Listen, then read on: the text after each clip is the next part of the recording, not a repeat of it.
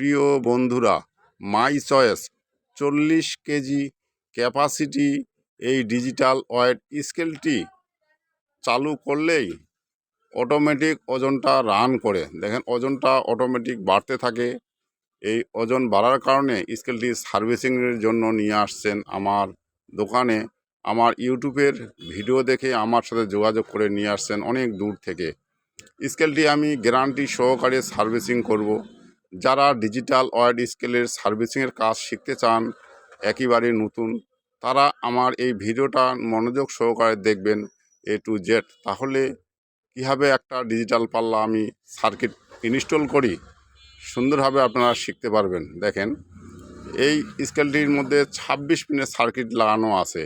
এই সার্কিটটা নষ্ট প্রবলেম হলে এই সমস্যাটা হয়, ওজন অটোমেটিক বাড়তে থাকে। তাই এই সমস্যাটা হলে এই সার্কিটটা পরিবর্তন করে নতুন 26 পিনের সার্কিট ইনস্টল করব আমি। দেখেন আমি কীভাবে A to Z কানেকশন একটা সার্কিটের মধ্যে দিতে হয় আমি সুন্দরভাবে আপনাদের মাঝে তুলে ধরলাম।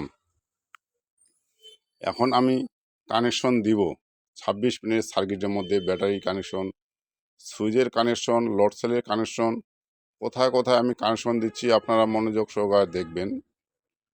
দেখেন, ভিডিওটি স্কিপ করবেন না। যারা শিখতে চান অবশ্যই বাড়িতে বেকার বসে না থেকে পড়ালেখার ফাঁকে ফাঁকে আপনারা সময়টা নষ্ট না করে আমার এই হ্যান্ড টেকনিক্যালের কাজগুলো যদি আপনারা দেখেন, অবশ্যই বাড়িতে বসে থেকেই আপনারা শিখতে পারবেন এবং নিজে বাড়ি এলাকায় দোকান দিয়ে কাজ করতে পারবেন।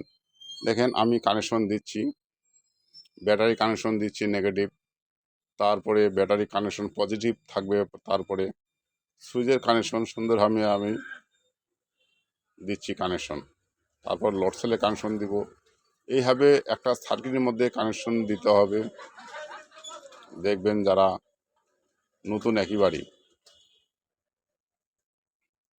দেখেন আরও অনেক প্রবলেম, বিভিন্ন স্কেলের বিভিন্ন রকম প্রবলেম, ব্যাটারি কীভাবে কানেকশন করতে হয়, সুইচ কীভাবে দিতে হয় এবং লোড সেল কীভাবে কানেকশন করতে হয়, অনেক ভিডিও আমি ইউটিউবে আমার ফেসবুক ভিডিওতে দিয়েছি। আপনারা অবশ্যই আমার ফেসবুক ভিডিও বা ইউটিউবে আপনারা যদি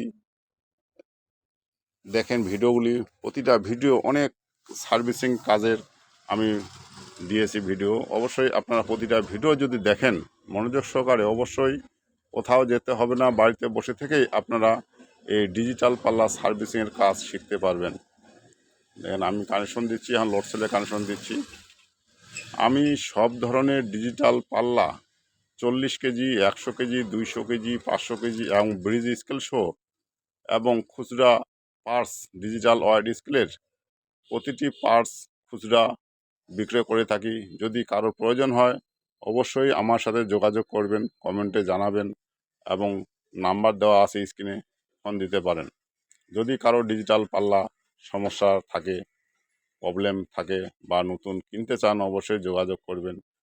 আমি RFL পাল্লার যেমন অনেক ধরনের ডিজিটাল পাল্লার সার্কিট পাওয়া যায় না বাজারে, সেই স্কেলগুলো আমি অন্য সার্কিট দিয়ে, বাজারে কমন সার্কিট দিয়ে মডিফাই করে স্কেলগুলো গ্যারান্টি সহকারে সার্ভিসিং করে থাকি।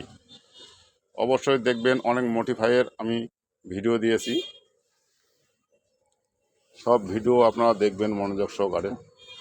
ভিডিওটি যদি ভালো লাগে আপনাদের অবশ্যই কমেন্টে জানাবেন এবং লাইক করবেন, সাবস্ক্রাইব করবেন, তাহলে আরও ভিডিও আমি দেওয়ার চেষ্টা করব এবং আগ্রহী হব।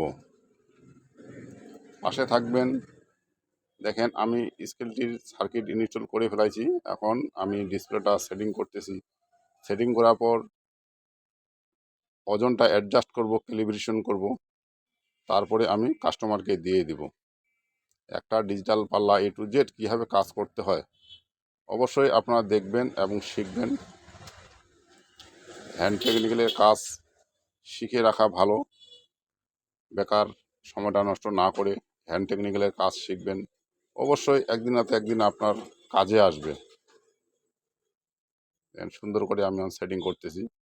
এখন আমি স্কেলটি ক্যালিব্রেশন করব।